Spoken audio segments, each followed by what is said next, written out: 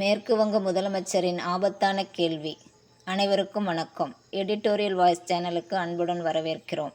இன்றைய தீக்கதிர் தலையங்கத்தின் விளக்கம்.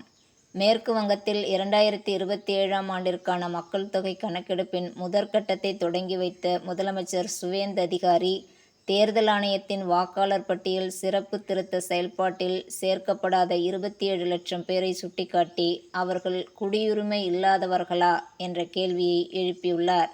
இக்கூற்றை உடனடியாக மறுத்த அம்மாநில மக்கள் தொகை கணக்கெடுப்பு இயக்குனர், கணக்கெடுப்பு என்பது வாக்காளர் பட்டியலிலிருந்து முற்றிலும் தனித்துவமானது என்றும், அந்நிய நாட்டவர் உட்பட நாட்டின் எல்லையில் உள்ள ஒவ்வொரு நபரும் இதில் கணக்கிடப்படுவர் என்றும் தெளிவுபடுத்தியுள்ளது வரவேற்கத்தக்கது.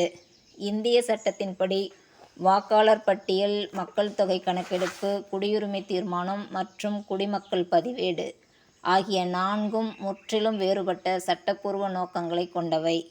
வாக்காளர் பட்டியல் தொகுதியில் வாக்களிக்க தகுதியானவரை தீர்மானிக்கிறது. மக்கள் தொகை கணக்கெடுப்பு மக்களின் வாழ்வியலை பதிவு செய்கிறது. குடியுரிமை என்பது குடியுரிமை சட்டத்தின் கீழ் மட்டுமே தீர்மானிக்கப்பட முடியும்.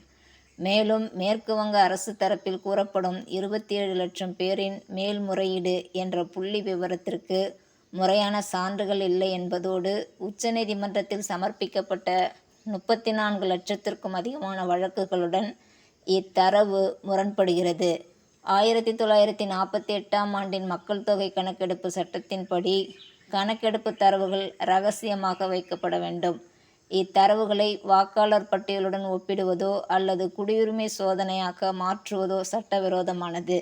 ஆனால் சான்றிதழ் சரிபார்ப்பு, இம்மாநில பெண்களுக்கு அளிக்கப்படும் நிதியுதவி திட்டம் மற்றும் ரேஷன் கார்டு சரிபார்ப்பு போன்ற பிற நிர்வாகத் துறைகளில் தேர்தல் ஆணையத்தின் சிறப்பு தீவிர திருத்த முடிவுகளை மேற்கு வங்க அரசு பயன்படுத்தி வருகிறது. பீகார் வாக்காளர் பட்டியல் சிறப்பு தீவிர திருத்த பணி குறித்த வழக்கில் தேர்தல் ஆணையம் வாக்காளர் தகுதிக்காக மட்டுமே குடியுரிமை குறித்து விசாரிக்க முடியும் என்றும், அது குடியுரிமையை இறுதியாக தீர்மானிக்க முடியாது என்றும் உச்சநீதிமன்றம் தெளிவுபடுத்தியுள்ளது. எனவே ஒரு நபர் வாக்காளர் பட்டியலின் சிக்கலான மேல்முறையீட்டு செயல்பாட்டில் பங்கேற்காததை அவர் இந்தியரே இல்லை என்பதற்கான ஆதாரமாக சித்தரிக்க முயல்வது மேற்கு வங்க முதல்வரின் ஒரு தீவிரமான எல்லை மீறலாகும். தீக்கதிர் தலையங்கம் நிறைவுறுகிறது. மீண்டும் நாளை சந்திப்போம். நன்றி. தோழமையுடன் வணக்கம்.